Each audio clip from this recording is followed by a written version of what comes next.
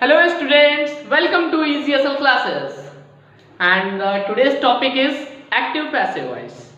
Voice is the today's topic. आज हम लोग voice पढ़ने जा रहे हैं. ये जनरली इंग्लिश लैंग्वेज में बहुत इंपॉर्टेंट चैप्टर है. Active voice and passive voice. पहले हम वॉइस को पढ़ने के लिए ये समझ लें कि ये है क्या. Here is the definitions of both active voice and passive voice. Firstly we read definition and then learn about. Active voice means that a sentence has a subject that acts upon its verb. Means एक ऐसा sentence होगा जो verbs पे पूरी तरह पे dependent होगा. मैं एक एग्जांपल लिखता हूँ, जैसे Ravi writes a letter. Ravi writes a letter. अब आप ये समझिए, ये जो एक सेंटेंस है रवि राइट्स लेटर, बिल्कुल सिंपल सा सेंटेंस है. तो एक्टिव वॉइस में एक तरह के सिंपल सेंटेंसेस आते हैं. वहीं पैसिव वॉइस में क्या होगा वो भी देखते हैं. Passive voice means that a subject is a recipient of verbs action. यानी अब ये जो पैसिव वॉइस होगा ये वर्ब की एक्शन पे डिपेंडेंट होगा. किस पे डिपेंडेंट होगा? वर्ब की एक्शन पे डिपेंडेंट होगा. अच्छा, चेंजेस होंगे वही हमें सीखना है. तो जरा एक पैसिव वॉइस का, इसी सेंटेंस को मैं पैसिव वॉइस में लिखता हूं. तो लिखा जाएगा a letter is written by Ravi. A letter is written by Ravi. तो यहां हमने देखा एक्टिव एंड पैसिव वॉइस के एग्जांपल्स और विद डेफिनेशंस. ओके, यहां तक समझ में आया. आगे हम लोग कुछ जनरल रूल्स देखने वाले हैं. देखते हैं नेक्स्ट स्लाइड में. जनरल रूल्स की बात करें तो सबसे पहले एक्टिव टू पैसिव कन्वर्ट में general rules. Active to passive convert में subject change into object, object change into subject. Means subject change हो जाता है ऑब्जेक्ट में और ऑब्जेक्ट चेंज हो जाता है सब्जेक्ट में. मैंने एक पॉइंट लिखा है, always use verb third in passive voice. Passive voice बनाते टाइम आपको याद रखना है कि हमेशा वर्ब की थर्ड फॉर्म का हम लोग यूज करेंगे. नेक्स्ट है use by as a preposition before object in passive voice. जब आप पैसिव वॉइस बना रहे होंगे तो आपको याद रखना है जब ऑब्जेक्ट का टाइम आएगा तो ऑब्जेक्ट पहले आपको बाय यूज करना है as a preposition. But in some cases there are other preposition we use, that is if in sentence annoyed. अगर सेंटेंस में एनॉयड शब्द आया है तो एनॉयड के साथ आपको विद लगाना है, वहां बाय नहीं यूज करेंगे आप. एनॉयड के साथ विद लिखा है, एनॉयड विद. किसी अगर पर्सन की बात है तो विद लगेगा और थिंग की बात है तो एट लगेगा. मींस एनॉयड के लिए दो केसेस हैं, आपको ये लर्न करना पड़ेगा कि एनॉयड के साथ विद लगाएंगे या एनॉयड के साथ एट लगाएंगे. सिमिलरली एंगेज के साथ इन, अमेज के साथ at, known to, married to, satisfied with, interested इन.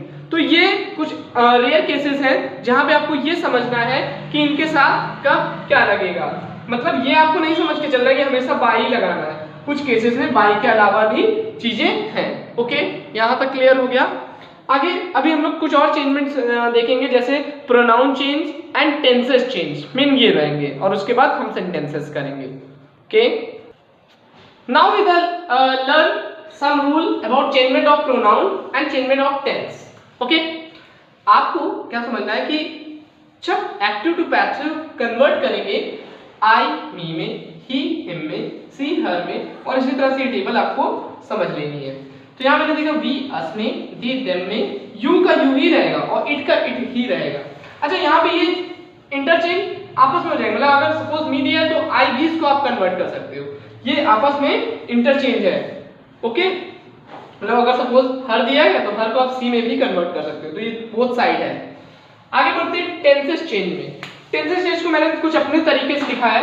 पहले मैं आपको ये क्लियर कर दूं कि एक्टिव एंड पैसिव वॉइस में फ्यूचर कॉन्टिन्यूअस टेंस का पैसिव वॉइस नहीं बनता है. ठीक है, और इसके अलावा जो तीनों ही हमारे टेंसेस हैं, पास्ट, प्रेजेंट और फ्यूचर, इन तीनों के परफेक्ट कॉन्टिन्यूअस का भी पैसिव वॉइस नहीं बनता है. ओके, तो ना ही फ्यूचर कॉन्टिन्यूअस का पैसिव वॉइस बनता है और ना ही प्रेजेंट, पास्ट, परफेक्ट कॉन्टिन्यूअस का, इन तीनों का भी पैसिव वॉइस नहीं बनता है. ओके, बाकी सबके लिए मैंने कुछ रूल्स लिखे हैं. जैसे आप देख सकते हैं सिंपल प्रेजेंट टेंस है. सिंपल प्रेजेंट टेंस जिसमें वर्ब की फर्स्ट फॉर्म एस या एस आता है वो कन्वर्ट हो जाएगा हेल्पिंग वर्ब का. यहाँ ध्यान दीजिए, यहाँ पे हेल्पिंग वर्ब का ध्यान देंगे. सिंपल प्रेजेंट टेंस में एस या एस आता है तो ये कन्वर्ट हो जाएगा इज एम आर में. और वर्ब की थर्ड मैंने अभी पहले बताया था वो कंपलसरी है. तो मैंने सब में वैसे वर्ब की थर्ड लिखा है, आप समझ जाइएगा. इसके बाद सिंपल पास्ट में वर्ब की सेकंड फॉर्म आती है, तो जब आप पैसिव वॉइस बना रहे होगे तो was verb helping verb use होगी और वर्ब की थर्ड फॉर्म आएगी। इसी तरह से आगे देखेंगे is am are was verb ये सब कंटीन्यूअस में आते हैं, ये सब तो रहेंगे ही रहेंगे पैसिव वॉइस बनाते हैं, साथ में इनके बीइंग भी ऐड हो जाए। हम लोग यहाँ पे हैज हैव हैड जो परफेक्ट्स में आते हैं प्रेजेंट परफेक्ट में और पास्ट परफेक्ट में, तो has have had is convert into the has been, have been, had been, जैसे उसमें बीइंग आया था is am are was verb में, तो यहाँ पे बीइंग ऐड हो गया था। ओके, ये आपको ये टेबल आपको सिंपल समझ लेनी है, बहुत इजी है। मैंने table wise helping verb wise लिखी है, टेंसेस चेंज है और इसमें मैंने क्योंकि यही कन्वर्ट होता है, यही चेंजमेंट होता है। अभी एग्जांपल्स करेंगे तो आपको और ज्यादा क्लियर होगा। इसके बाद विल शैल आता है फ्यूचर सिंपल फ्यूचर में ना, फ्यूचर इंडेफिनिट में, तो will shell is converted into the will be, shall be and always verb third. Next is the will have, shall have, it is used in future perfect and it is converted will have been, shall have been. Okay, it's clear? अच्छा, one thing और कि अगर आपको tenses में थोड़ी problem हो रही हो तो मैंने लिंक दिया है डिस्क्रिप्शन में, आप जाइए टेंसेस देखिए, मैंने टेंसेस का फुल वीडियो है उसको जरूर देखिए और फिर आपको और अच्छे से ये समझ में आएगा, तो एक बार उसको जरूर देखिएगा। ओके, आगे एक और चीज बताने जा रहा हूँ कि ये तो हो गई बात tenses wise, helping verb wise. Suppose modals आते हैं, तब आप क्या करेंगे? When the modals in sentences, then we use similarly be, be, जैसे सपोज मे आया है in active voice and we converted it, तो मे से क्या हो जाएगा? may be. Similarly can का क्या हो जाएगा? can be. should be. Okay, understand? Okay. Here is the tenses are completed for the changement rule. अच्छा, एक छोटी सी बात और बताना चाहता हूँ आपको। देखिए इन सब में तो हेल्पिंग वर्ब है, इन दोनों में भी हेल्पिंग वर्ब नहीं दिख रही। जब आप इसके इंट्रोगेटिव टेंसेस बनाओगे एक्टिव टू पैसिव तो वहां भी यूज होगा। तो याद रखिए सिंपल प्रेजेंट में ही डू डस भी आता है। ओके, और ये आपको मालूम होगा डू डस कहाँ लगता है, आपने टेंस में पढ़ा होगा, नहीं पढ़ा है तो वीडियो जाके देखें। और सिंपल पास्ट में डिड आता है। तो जब आप इंट्रोगेटिव सेंटेंस करोगे तो डिड कन्वर्ट हो जाएगा was या were में according to subject, and similarly do and does is converted, did converted to was and were according to subject, and similarly do and does is also converted is am are. Okay, तो ये दोनों चीज भी आपको याद रखनी होंगी। Okay, इसने ना लिखा हो एक बार चाहे तो लिख लेगा, ठीक है, आप स्क्रीनशॉट ले सकते हैं और इसको क्लिक कर दीजिए। आइए अब कुछ एग्जांपल्स देखते हैं जिनके थ्रू हम समझेंगे जो अभी हमने रूल्स पढ़े हैं, अब उन एग्जांपल्स के थ्रू देखेंगे। सबसे पहला एग्जांपल लिखा मैंने, साक्षी ईट्स आइसक्रीम। ये है सिंपल प्रेजेंट का, और मैंने अभी रूल लिखा था कि वो कन्वर्ट हो जाता है इज एम आर करके, तो ice cream is eaten by Sakshi. Next देखेंगे example, Vedant played hockey in field. ये सेंटेंस मैंने इसलिए यूज किया है, कि यहाँ आप देखिए ध्यान से कि वेदांत प्लेड हॉकी इन फील्ड। अब आप इसको समझिए ध्यान से, क्योंकि यहाँ पे एक प्रीपोजिशन यूज हुई है इन फील्ड पहले से, तो जब भी ऐसा केस होगा कि एक प्रीपोजिशन यूज होगी आप उसको हाइड कर लोगे। अब आपके लिए क्वेश्चन सिर्फ इतना है, वेदांत प्लेड हॉकी, तो आप इसको कन्वर्ट करो, हॉकी प्लेड है वर्ब सेकंड, तो वाज प्लेड बाय वेदांत, और यहाँ से ब्रेक किया था तो इसी को ऐड कर देंगे। समझ में आई ना ये बात? यहां से ब्रेक किया था तो मैं इसको ही वापस बाद में ऐड कर दूंगा। ओके, नेक्स्ट है, they were crossing the road. They were crossing the road, verb के साथ मैंने बताया था बीइंग लगेगा, वर्ब के साथ बीइंग लगेगा, तो the road were being crossed by them. The road were being crossed by them. Next है, Vaishnavi will give a test. Vaishnavi will give a test. Simple, object को पहले लेते हैं, मैंने बताया सब्जेक्ट ऑब्जेक्ट में कन्वर्ट हो जाता है, ऑब्जेक्ट सब्जेक्ट में कन्वर्ट हो जाता है, तो अ टेस्ट विल, जब विल होता है तो विल के साथ बी आ जाता है, a test will be given by Vaishnavi. अब देखेंगे कुछ हेल्पिंग वर्ब वाले। देखिए यहाँ लिखा has Kanha completed the work. Has आता है परफेक्ट में, पास्ट के परफेक्ट, प्रेजेंट के परफेक्ट में, और यहाँ देखिए आप हैज बीन में कन्वर्ट हो रहा है, तो देखिए ऑब्जेक्ट द वर्क है तो has the work been, has been use हुआ, तो has the work been verb की थर्ड यहाँ ऑलरेडी, क्योंकि आपको मालूम है पास्ट परफेक्ट में, प्रेजेंट परफेक्ट और पास्ट परफेक्ट में सब में वर्ब की थर्ड आती है, तो पहले से ये बाय कान्हा। सिमिलरली विल वाला भी एस से एस चेंज हो जाएगा, यहाँ विल था यहाँ विल बी हो जाएगा, will the juice be drink by you, drunk by you. अब ये हु वाला केस देखते हैं। याद रखिए जब भी हु आएगा तो हु हमेशा बाय हुम से सेंटेंस स्टार्ट होगा, ये आपको समझना है। हु वाला मैंने वही सेंटेंस दिया जानबूझ के कि हु हमेशा बाय हुम से स्टार्ट होगा, बाकी आपको जो चेंजमेंट है जनरल चेंजमेंट वो करना है। पहले who is converted into by whom is breaking the जज, इज ब्रेकिंग द जज, तो बाय हुम इज द जज बीइंग ब्रोकन। ओके, समझ में आई ना बात। नेक्स्ट है व्हाट डू यू वांट। अब यहाँ से देखिए वैसे ये भी क्वेश्चन वर्ड वाला था, ये भी क्वेश्चन वर्ड वाला है, तो इसको समझने के लिए दोनों ही क्या है क्वेश्चन वर्ड वाले हैं।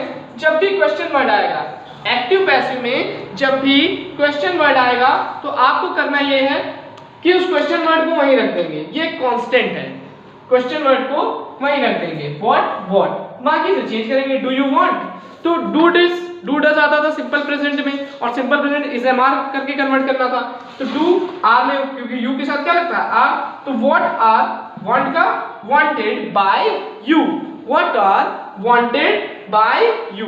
ओके, थोड़ी देर पहले मैंने जब बाय वाला रूल बताया था तो मैंने कहा था कि सभी जनरली केसों में बाय यूज होता है, लेकिन कुछ रेयर केसेस होते हैं जहां पे बाय नहीं यूज होता, तो उसका मैंने एक सेंटेंस लिया है कि my work satisfied the officers, तो मैंने वहां satisfied लिखा था और लिखा था satisfied के साथ क्या लगता है, तो देखते हैं। the officers ऑब्जेक्ट है, तो the officers, अब satisfied है तो was verb लगना है, तो verb satisfied verb third। अब यहाँ by वर्ब होना चाहिए था, लेकिन मैंने सिखाया था क्या अभी पहले पढ़ा था ना, satisfied के साथ क्या यूज करते हैं with, तो satisfied के बाद प्रीपोजिशन हमारी by न लग के क्या लगेगी with my verb। इसी तरह से जैसे मैंने बनाया I know you, तो नो के साथ I know you, you are known by me, ये नोन बाय मी नहीं होगा, क्या होगा you are known to me. Okay, समझ में आ गई बात, क्लियर हुआ, ठीक है। अब हम लोग देखेंगे इसके आगे इंपरेटिव सेंटेंसेस में एक्टिव पैसिव कैसे प्ले करेंगे। Now the rules of imperative sentence. आप लोगों को पता है कि इंपरेटिव सेंटेंस में request, command, order, suggestion, advice इस टाइप की चीजें आती हैं। तो फर्स्टली हम लोग पढ़ेंगे जब रिक्वेस्ट की बात हो जाए, और रिक्वेस्ट जब आप किसी से करते हो तो प्लीज या काइंडली वर्ड का यूज होता है, तो प्लीज एंड काइंडली में आप प्लीज एंड काइंडली के रिप्लेस में यूज करोगे you are requested to. Okay, बस आपको क्या करना है, प्लीज एंड काइंडली के बिहाफ पे आपको लगा देना है you are requested to active to passive convert करने में, और बाकी सेंटेंस एज सेम एज। ठीक है, तो देखिए मैंने पहला एग्जांपल लिया है, प्लीज गिव मी 20 रुपीज, तो आपने चेंज कर दिया यू आर रिक्वेस्टेड टू लगाया और बाकी गिव मी 20 रुपीज। नेक्स्ट है kindly grant me leave for 4 days, तो मैंने यूज कर लिया you are requested to grant me leave for 4 days. अब आप यहां समझ रहे हो यू कहां से आएगा, यू देखिए इसमें हिडन होगा क्योंकि रिक्वेस्ट आपसे किसी ने की होगी। ओके, तो यू यहां पे ये आपने की होगी है ना, तो यू यहां पे क्या होगा हिडन होगा। ओके, यहां तक क्लियर, आगे बढ़ते हैं। Next rule is the order वाला। मैंने अभी पहले रिक्वेस्ट वाला देखा, अब ऑर्डर वाला। ऑर्डर में क्या है कि जब आपको सिर्फ वर्ब दी जाए, व्हेन ओनली गिवन वर्ब, ठीक है, तो आपको जैसे एग्जांपल है तो आपको लगाना है व्हेन ओनली वर्ब गिवन हो तो you are ordered to add कर देना है एंड गिवन एग्जांपल। देखिए जैसे लिखा है यहाँ स्टैंड अप, अब इसका पैसिव वॉइस बनाना है, सिर्फ स्टैंड अप का पैसिव वॉइस बनाना है, तो आप क्या लिखोगे you are ordered to stand up. Similar, बिल्कुल सिंपल सा। ओके, देखा run, you are ordered to run. Second case है when verb and object given, मतलब वर्ब और ऑब्जेक्ट दोनों दिया जाए। यहाँ एग्जांपल लिखा cut the tree, means cut the tree, cut is the verb and the tree is object, cut the verb and tree is object. Example है हमारा cut the tree. अब यहाँ पे देखिए मैंने रूल लिखा है आपको लेट से स्टार्ट करनी है, बिगनिंग करनी है आपको लेट से, एंड बी यूज करना है कब, before the verb, be use करना है कब, बिफोर द वर्ब। तो आपका पैसिव वॉइस चेंज होगा let the tree be cut, let the tree be cut. एक और सेंटेंस देखते हैं, ठीक है, ब्रिंग द वाटर, लेट से स्टार्ट करना है क्योंकि ये let the water be brought, let the water be brought. Okay, अभी एक और जैसे हम लोगों ने रिक्वेस्ट वाला पढ़ लिया, ऑर्डर वाला पढ़ लिया, हम लोग सजेशन वाला पढ़ेंगे। ओके, ठीक है, पढ़ते हैं। And the last topic is suggestion. अब सजेशन में सिंपल सा रूल है, आपको या तो शुड बी लगा लो और या तो यू आर सजेस्टेड टू, ठीक है। तो देखिए करते हैं एग्जांपल लिया, हेल्प द पुअर, यानी सजेस्ट कर रहे हैं the poor should be help, simple सा बिल्कुल, द पुअर ऑब्जेक्ट आ गया पहले और शुड बी लगा गया। या आप ऐसे नहीं बना पा रहे हो तो आप ये लगाओ, यू आर सजेस्टेड या यू आर एडवाइज, दोनों में से आप कुछ भी ले सकते हो। यू आर सजेस्टेड टू, पूरा क्वेश्चन जोड़ दीजिए, help the poor, you are advised to help the poor. अच्छा एक बात बताता हूँ, हम लोगों ने जब रिक्वेस्ट पढ़ा था तो यू आर रिक्वेस्टेड टू था, ऑर्डर पढ़ा था यू आर ऑर्डर्ड टू था, और सजेस्टेड में यू आर सजेस्टेड टू है। मैं कितना इजी है इंपरेटिव का निकालना, कितना ज्यादा इजी है ना इजी, क्योंकि आप लोग कहाँ पढ़ते हैं, हाँ करेक्ट। ओके आगे एक लाइन लगी थी वो भी मैं बता देता हूँ, अगर सेंटेंस डोंट से स्टार्ट हो जाए, डोंट टेल अ लाई, तो आपको as a you are ordered, मतलब ये ऑर्डर्ड वाली की बात है, कहा जा रहा है कि झूठ मत बोलो, तो लेट अ लाई, लेट वाले रूल से आप बोला तो let a lie not be told, एक तो ये रूल है, या आप डायरेक्ट यू आर ऑर्डर्ड लगाएंगे और डोंट के बदले not to tell a lie, simple, बिल्कुल सिंपल। ओके क्लियर हुआ? तो ये आपका पूरा एक्टिव पैसिव कंप्लीट हो चुका है, the whole topic is complete बस। तो फिर आगे आप लोग अच्छे से लगाइए, मिलता हूँ नेक्स्ट वीडियो पे, bye bye. Do not forget to like